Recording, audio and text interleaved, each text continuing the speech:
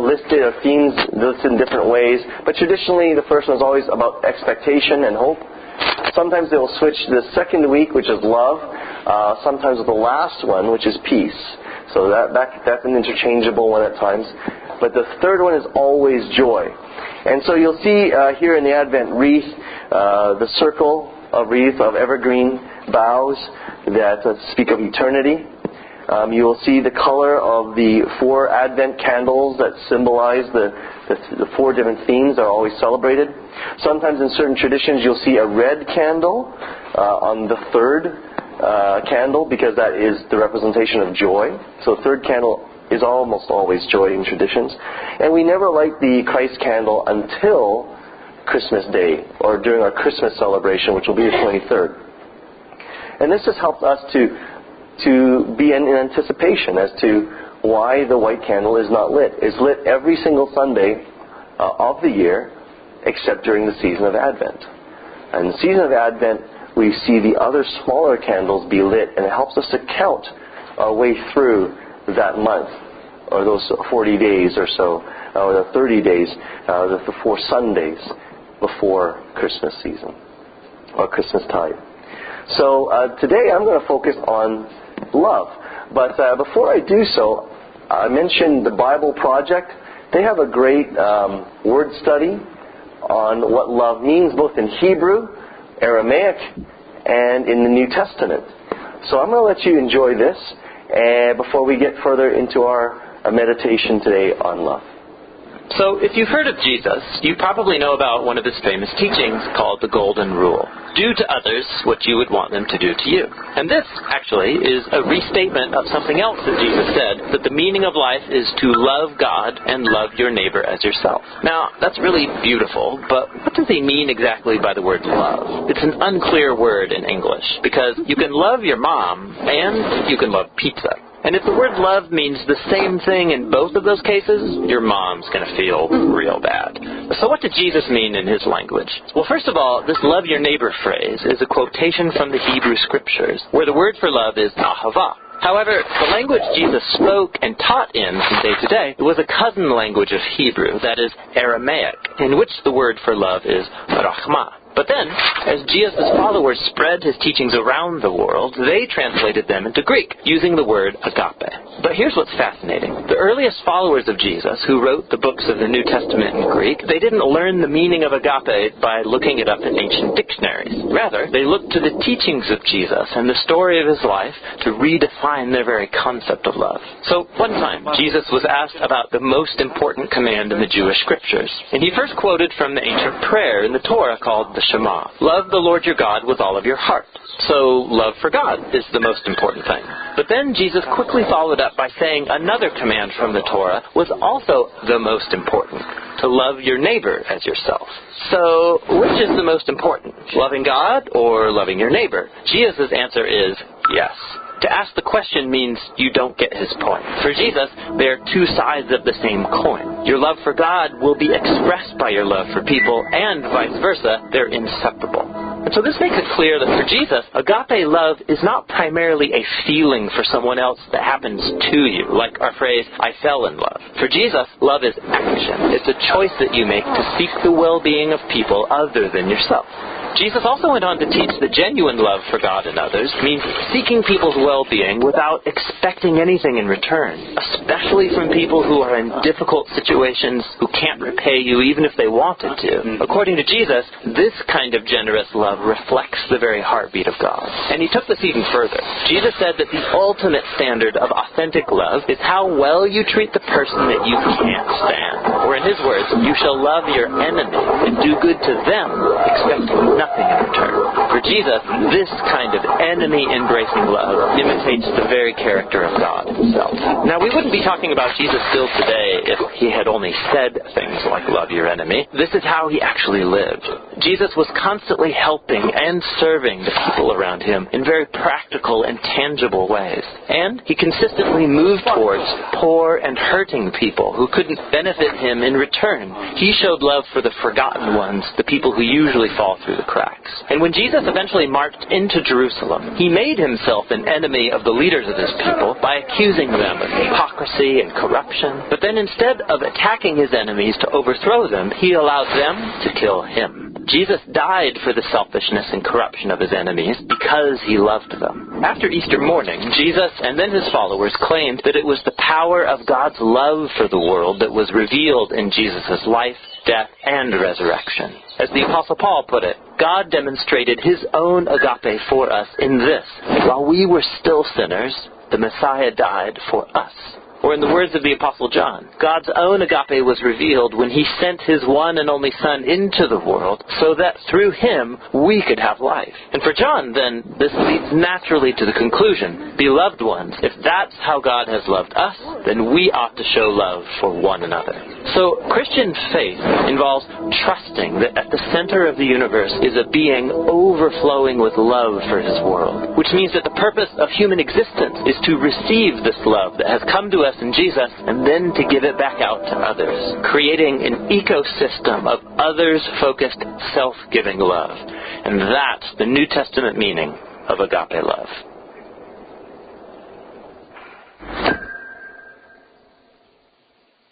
Enjoyed that. That sort of puts everything into a nutshell, because I'm going, how am I going to describe what love is? So these guys always help me out in the Bible Project. But I'd like to lead us in not just a sermon in which I'm going to tell you more stuff about love. I'm sure you heard a lot about love. But a few things that were said in this video actually do center upon the very key aspects. Love is not just a feeling. Although love is felt. We don't discount feelings ever. In fact, I would say that the most original forms of thought are actually our feelings. And some have argued that in the past. And that our purest form of thought is what we feel. And that then formulates, as we take time to analyze it, into forms of thought. So when we try to reason something, we always look underneath the reasoning, because usually there's a feeling underneath that reason. The decisions that we make, the preferences that we have. So having said that about love and the aspect of feeling, what this video helps us to understand from the Scriptures is that love is actually an act. And it is revealed through action. So you can say to someone, I love you, but unless you actually do things that show that you love them, it's meaningless. There's a story that goes, a couple goes to a counselor. They've been married for many, many years. It's an older couple. And the wife says to the counselor, you know, I have a real problem with my husband because he doesn't say, I love you. Now, I don't know what culture you're from, but in some cultures, whether they're from Asia or even Europe or anything else, some folks, just don't say it. And so the counselor turns to the husband and says, is this true? Have you not said I love you to your wife for, 30 years? He says, yeah. He says, sir, why is this? Because obviously she's troubled by it. And his answer was this: I told her I loved her when I married her, and I haven't changed my mind since. But that doesn't help. That doesn't help. But at the same time, your love becomes more believable, or love itself becomes more believable when your actions can be interpreted or understood as loving. And when we talk about love, we're not talking merely about romantic love, like in this story or this illustration about this couple. But we're talking about the way you love anybody. Whether it's love for your brother or sister, or your friend, your mother, your father, your child. The way that you express that love bears examination. Because some people who say that they love someone place a lot of expectations on those people that they say they love. I know because I'm a parent. And if we all have parents, unless you went to test tube brute, there's not too many of those, or an Android, but you have parents. So you know what it means to be loved and then have expectations placed on you. That you need to be doing this, this, this, and this, and then I will approve of you. And that sometimes sinks deep into us and leaves a mark. Or sometimes it's not necessarily our parents. They may be the most open-minded, accepting people in the universe, but we might place an obligation upon ourselves that's projected onto them. So you need to sometimes measure which one of these you might be operating under. Because what happens, it begins to shape our character. It shapes the reasons that we do the things that we do, whether it's the career that we choose, the friends that we make. These are affected by the ways we feel that we are loved, or accepted, or received.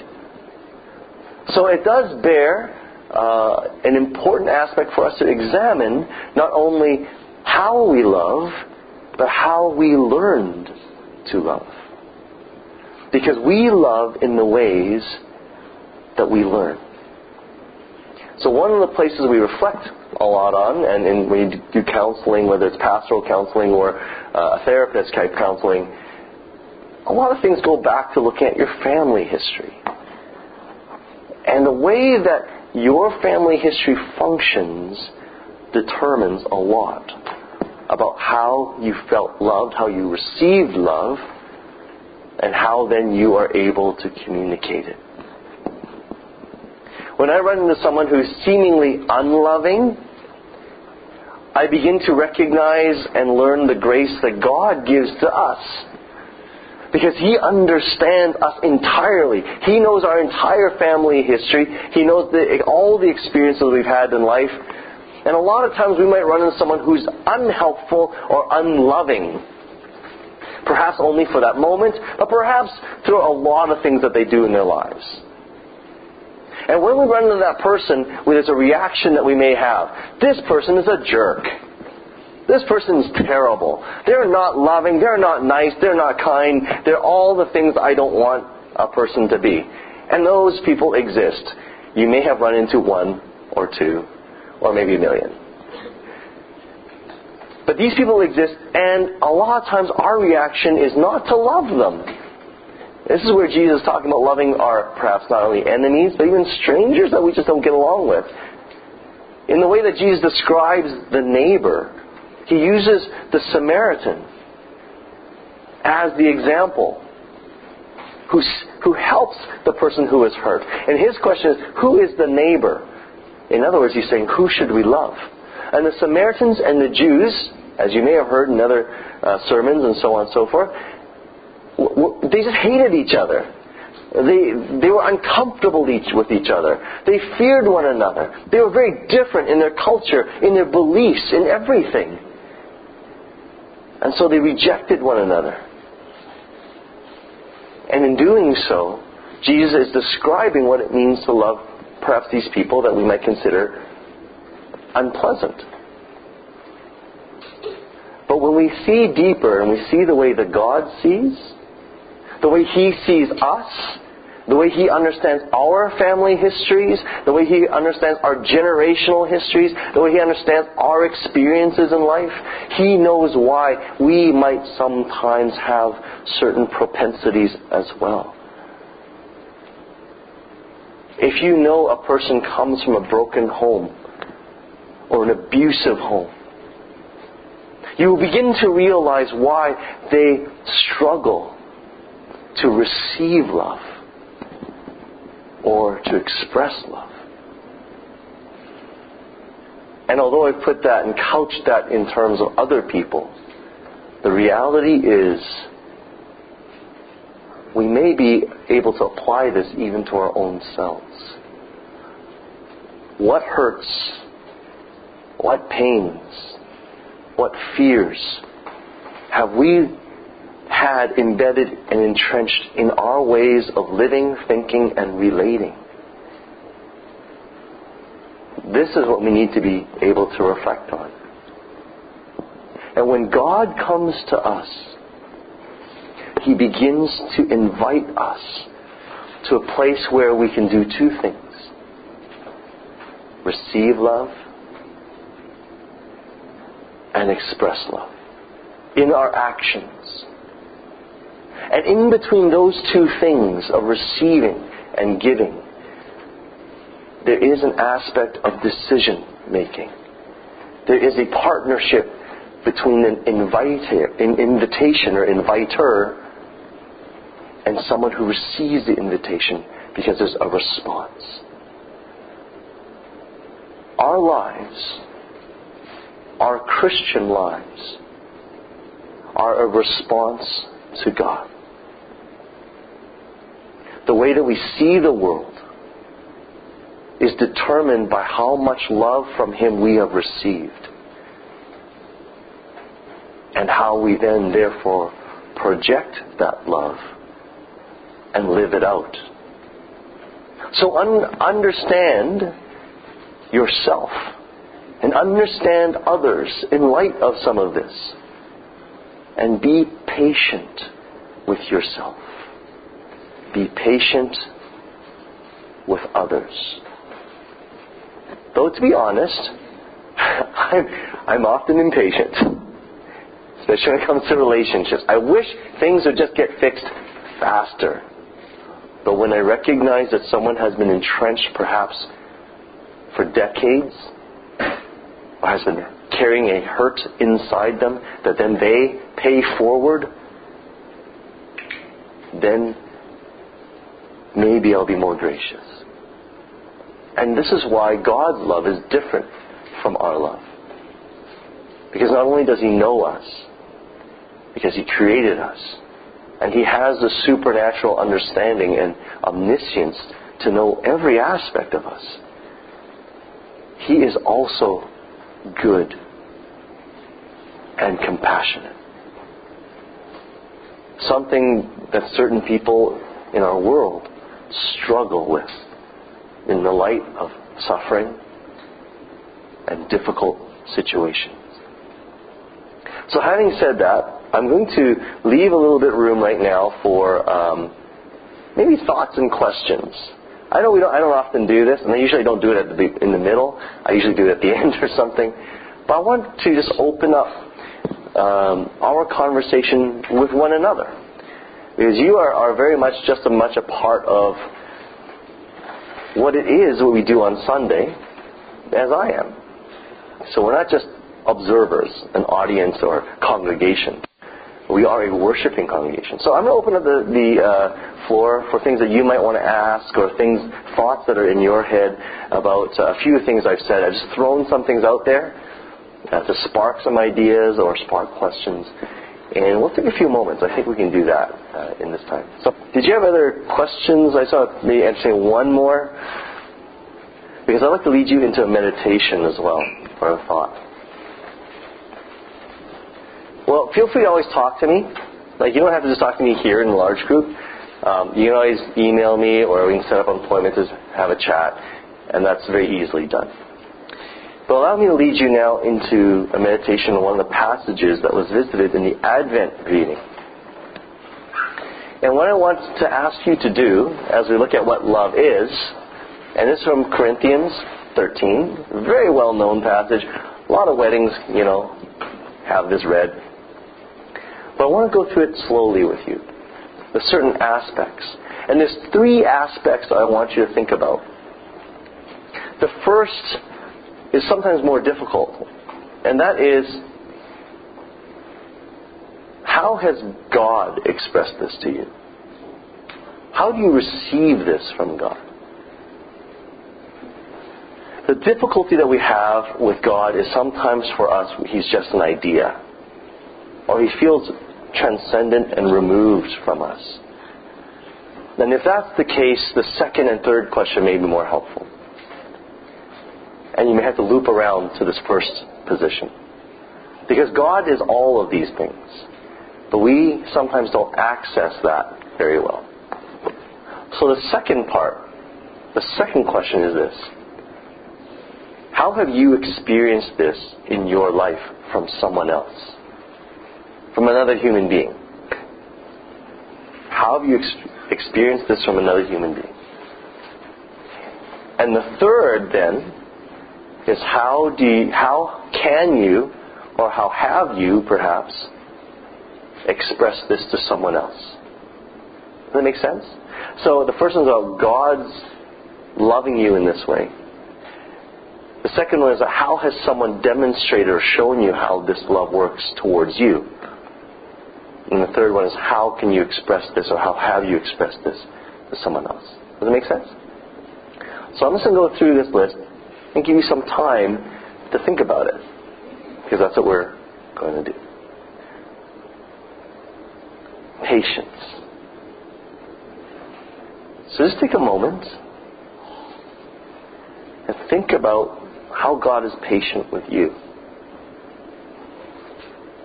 Or perhaps we should start with a second question.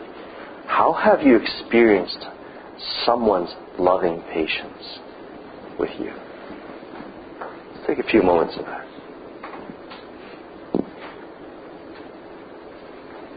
And now think about this third question, about how you can express patience with someone else, or how you might have, and how you might continue to do that. And if it helps, circle back around to God's patience, not only with yourself, but as an aspect of His own character and the way He has treated humanity, Israel, and everyone. Let's take some time for the second aspect. I know I'm moving fairly quickly, but I'm also illustrating for you how you can do this on your own as a meditation. Especially this passage. Kindness. Let's start with the second one instead of jumping to the first. How has someone been kind to you that you can remember? Think about that. Whether it's kind words or kind actions that affirm you, that are gentle with you. And interpret kindness as you will. Now, how can you be kind to someone else? And perhaps think of someone specific that you can be kind to or invited to be kind towards. Not someone hard to be kind to as a start, but someone that you can be kind to. And then realize that God is kind. And now the third aspect is not envious. I have been envious in my life.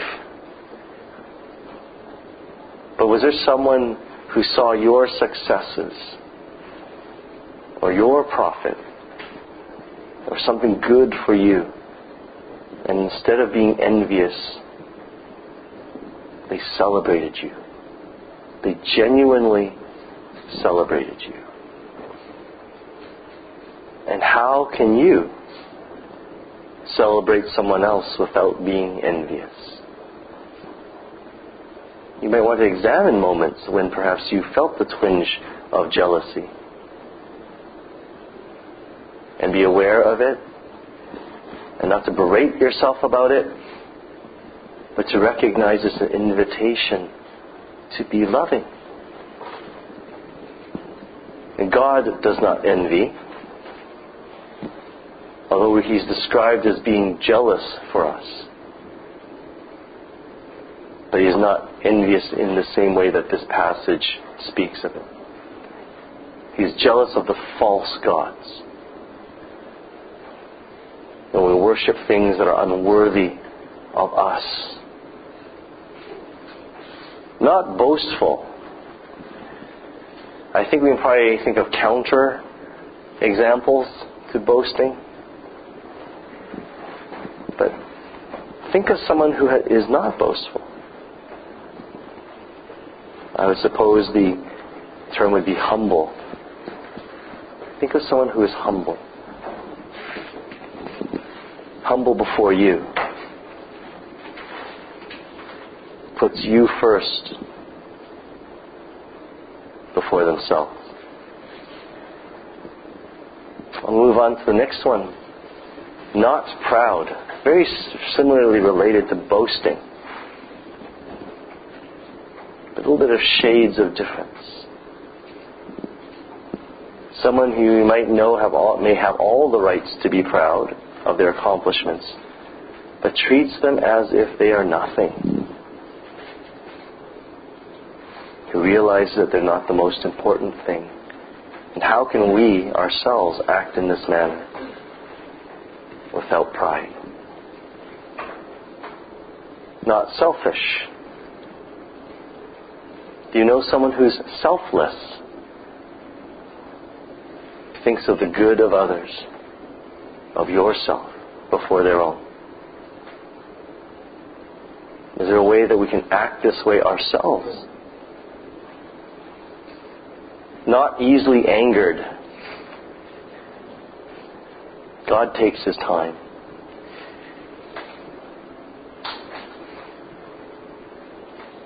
Doesn't fly off the handle. He's patient. Is understanding. And perhaps ask God for this trait in yourself. I like this one. Keeps no record of wrongs. This happens a lot in couples relationship and couples counseling. This just does. But when something is forgiven, you let it go. You never see it again. Are you able to let go of ways that you've been wronged? I know it's hard. When God has forgiven us, He doesn't bring it back. He doesn't hold it against us. We're actually freed from that guilt. Doesn't delight in evil. What kind of person is that? Not that we delight in evil. But sometimes I enjoy those action movies a little too much. Not realizing that in real life, that doesn't really work that way. Is there someone who just doesn't like evil? In its true forms. How about this one? Rejoicing in the truth.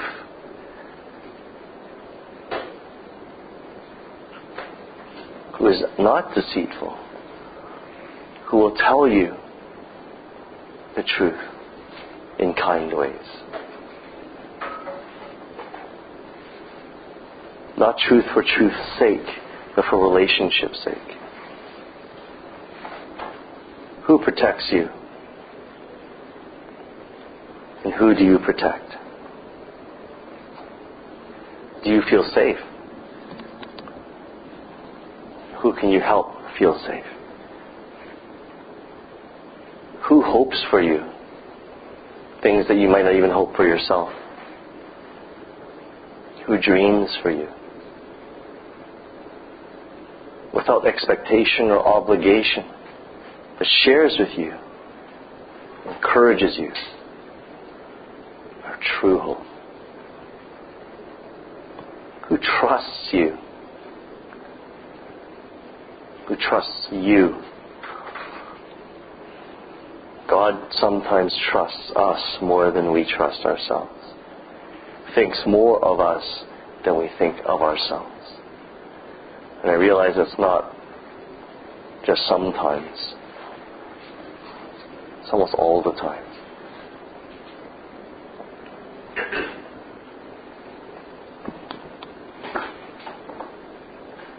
And who can you show trust towards?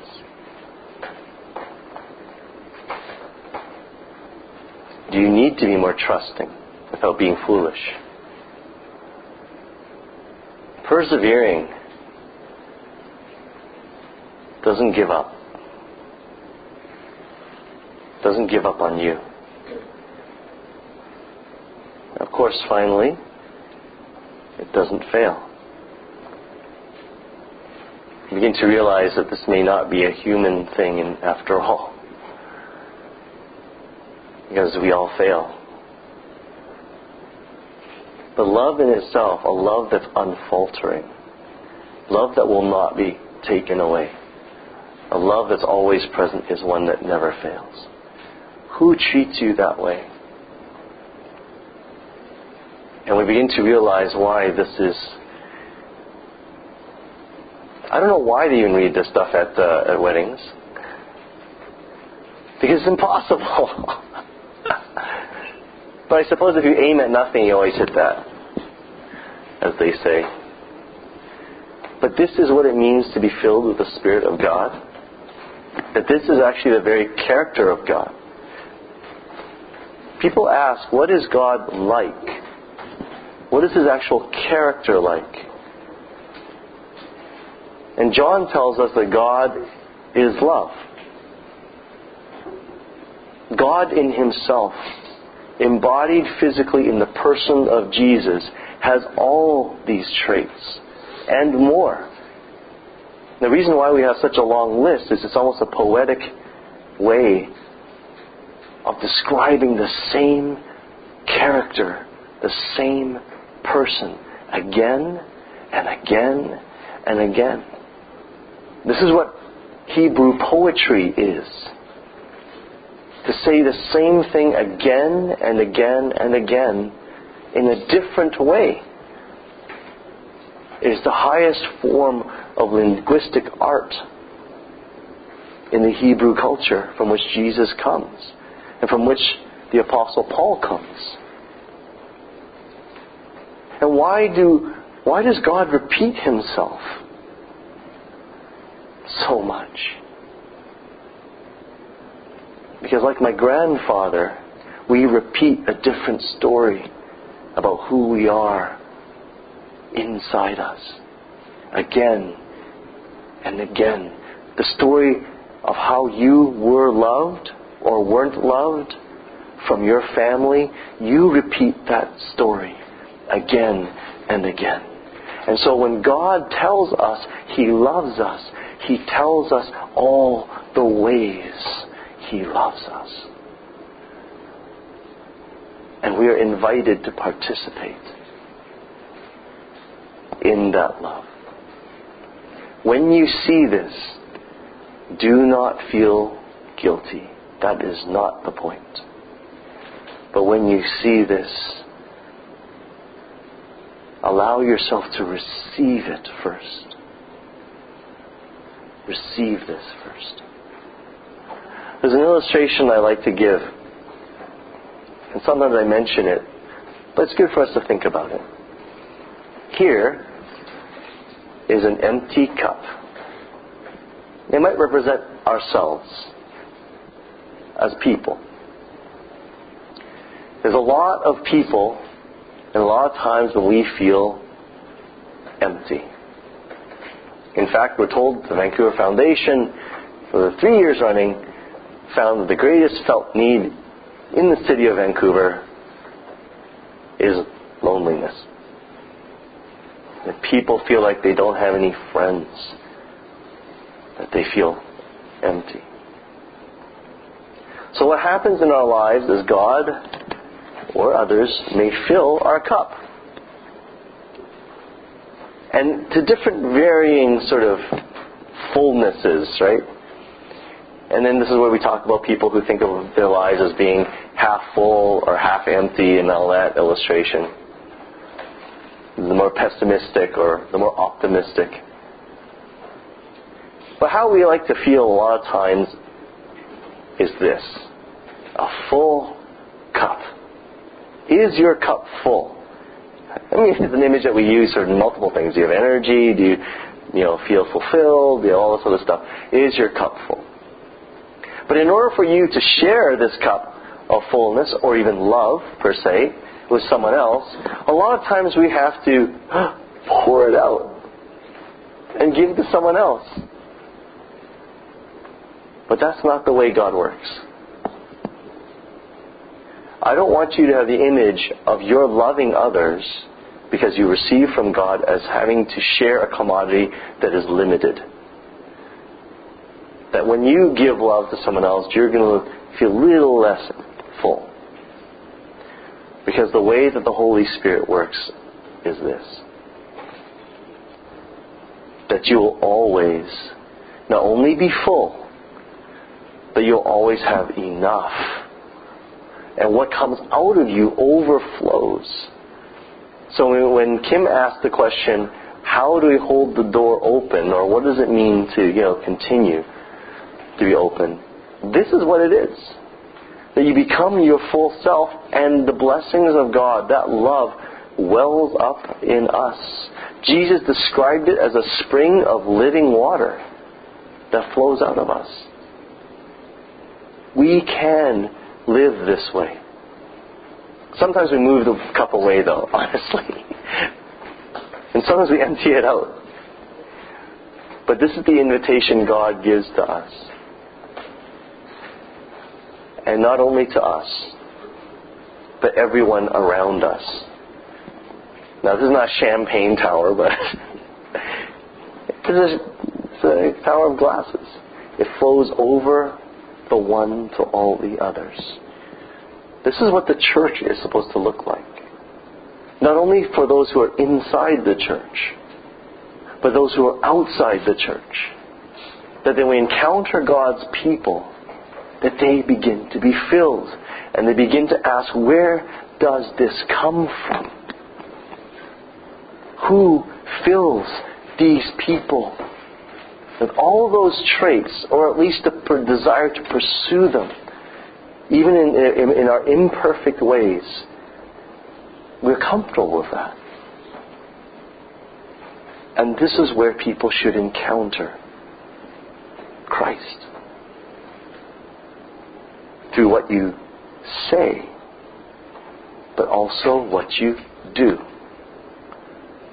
So when you say, God loves me, they look at you and they say, this person is loved. They act like a person who is loved. Have you ever seen people who just started dating? You can sometimes tell because they're pretty happy. Right? And if they, and then when it starts to wear off. But when someone's in love, they're like, they're floating on air the whole bit, the whole world's better, and they're always smiling at everyone else. Like, you get these like in like those old school musicals, like they're all dancing around, singing in the rain, whatever. They're in love. They're filled with something. And people will know either that person's crazy or they're in love. When people look at the church, do they say, these people are crazy in love? Or they're crazy loved by somebody? Which is why they're so,